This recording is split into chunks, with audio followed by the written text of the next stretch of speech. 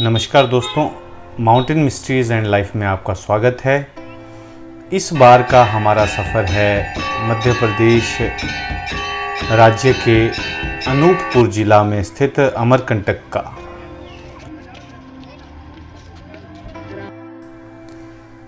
हवाई मार्ग से यदि आना चाहें तो नज़दीकी एयरपोर्ट है जबलपुर। जबलपुर से आप सड़क मार्ग से 230 किलोमीटर का सफ़र तय करके फिर यहाँ पहुँच सकते हैं। नियरेस्ट रेलवे स्टेशन है कटनी और पेंड्रा रोड। पेंड्रा रोड यहाँ से 42 किलोमीटर है और कटनी यहाँ से 240 किलोमीटर है। वहाँ से पुनः आप गाड़ी से यहाँ अमरकंटक पहुँच सकते हैं। मैं मध्य प्रदेश के ही पन्ना ज़िले से जा रहा हूँ, सड़क मार्ग से जा रहा हूँ और लगभग 10 से 11 घंटे का ये हमारा सफ़र है। अमानगंज से जब हम कटनी की ओर बढ़े तो पवई से थोड़ा सा आगे निकलने पर यहाँ पर हमें थोड़ी सी भीड़ नज़र आई। हम भी यहाँ पर देखने रुक गए कि ये भीड़ यहाँ पर क्यों जमा है। तो यहाँ पर देख रहे हैं एक बहुत ही सुंदर वाटरफॉल है जो रेनी सीजन में निकलता है। चांद सिल्वर फॉल्स के नाम से इस जगह को जाना जाता है, इस वाटरफॉल को जाना जाता है। सड़क मार्ग पर अगर इस तरह के डिस्टेंस बोर्ड लगे हों तो अक्सर परेशानी सफ़र में कम होती है। अमरकंटक जाने के लिए हम यहाँ पर कटनी बाईपास रोड से आगे बढ़े। कटनी बाईपास से हमने शहडोल मार्ग लिया। शहडोल और ये उमरिया, इस मार्ग पर हम आगे बढ़ रहे हैं। ध्यान रहे कि जो कटनी बाईपास है यहाँ से बहुत सी जगह को रोड जाते हैं, तो आपको शहडोल मार्ग पर अमरकंटक के लिए आगे बढ़ना है। कटनी से अमरकंटक सड़क मार्ग में कुछ स्थान ऐसे हैं जो अभ्यारण्य क्षेत्र में आते हैं, यानी रिजर्व फॉरेस्ट एरिया में आते हैं। वनों के बीचों बीच ये बहुत ही सुंदर है यहाँ की सड़कें।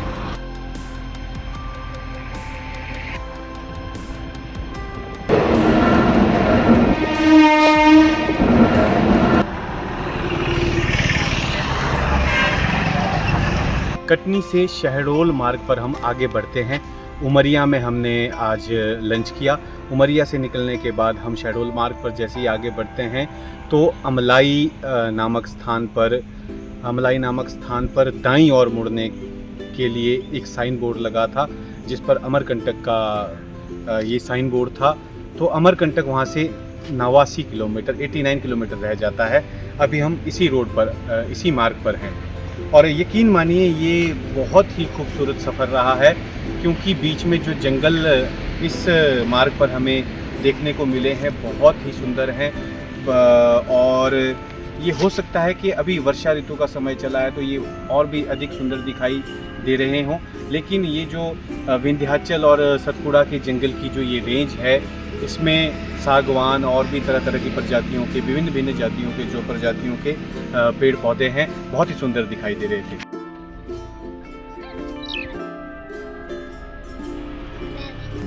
दोस्तों, हम अमरकंटक पहुंचने वाले हैं। यहाँ से अमरकंटक की दूरी लगभग 30 किलोमीटर है और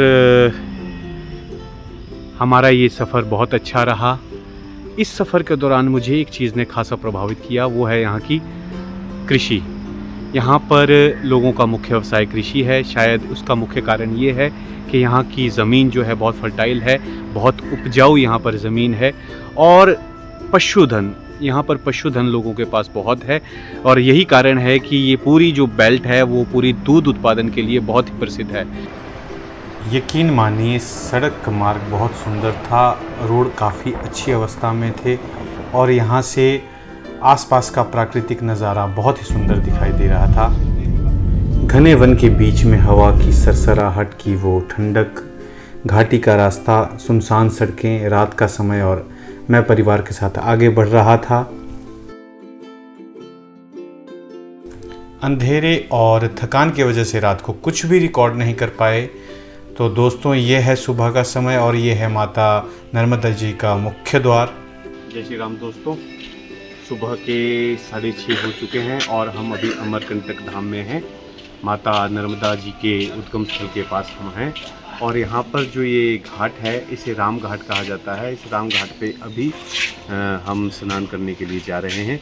फिर उसके बाद माता नर्मदा जी के दर्शन करेंगे, पूजन करके फिर अपने सफ़र को यहाँ से आगे बढ़ाएंगे। वीर बजरंगी और शनिदेव महादेव के साथ यहाँ पर सुशोभित हैं। प्रशासन की अच्छी व्यवस्था नर्मदा के राम घाट पर देखने को मुझे मिली। चेंजिंग रूम्स, साफ़ सफाई, रख रखाव इत्यादि बहुत बढ़िया यहाँ पर देखने को मिलता है। नर्मदे हर जय नर्मदा मैया।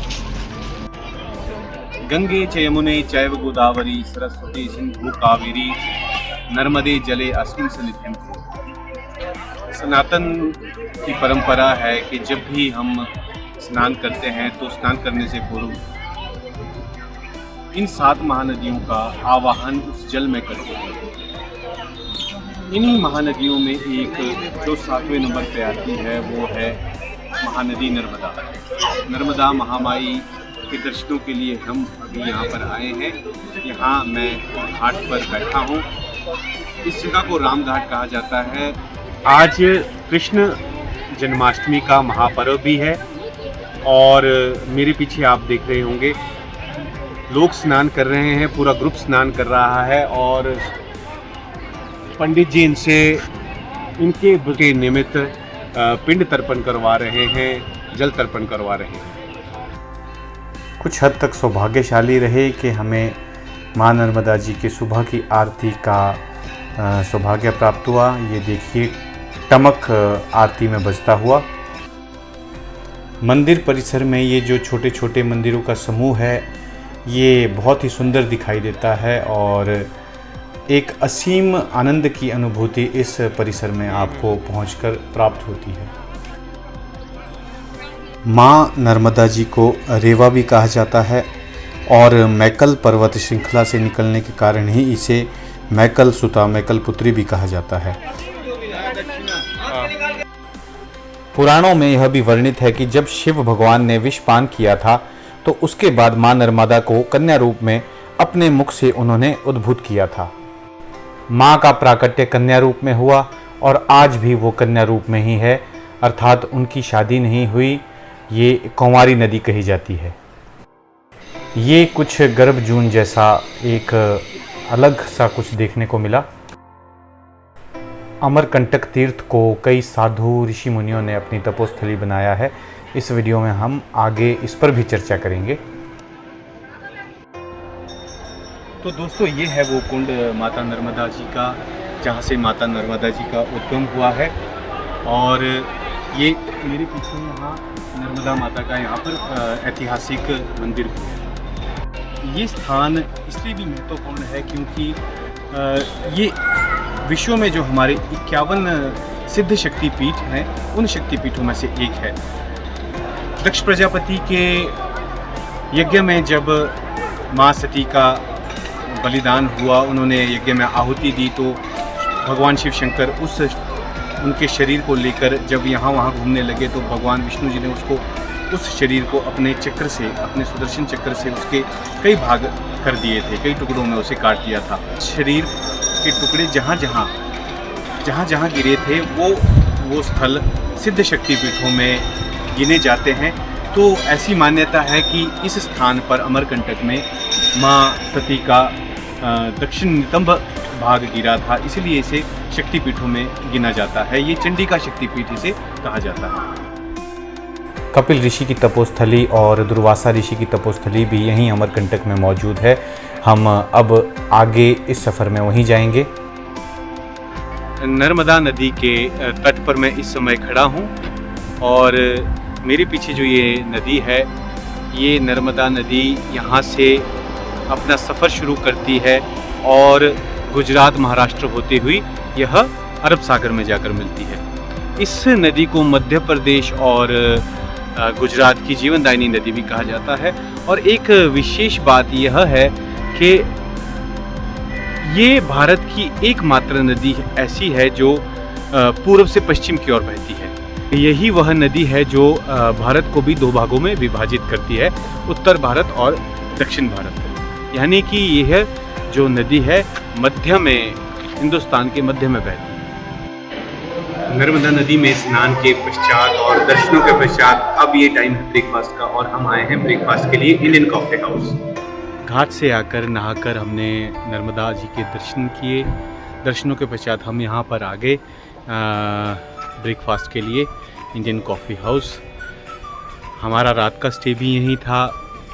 रात को थोड़ा सा अंधेरा हो गया था, रूम बहुत मुश्किल से हमें यहाँ पर मिला, वो भी किसी का रेफरेंस लगाना पड़ा, तो जाके यहाँ पर हमें कमरा मिला। क्योंकि वीकेंड्स था, वीकेंड्स पे यहाँ पे जितने भी होटल है सभी बुक रहते हैं। तो अच्छा है कि जब भी आप अमरकंटक आए तो प्री बुकिंग करवा लें।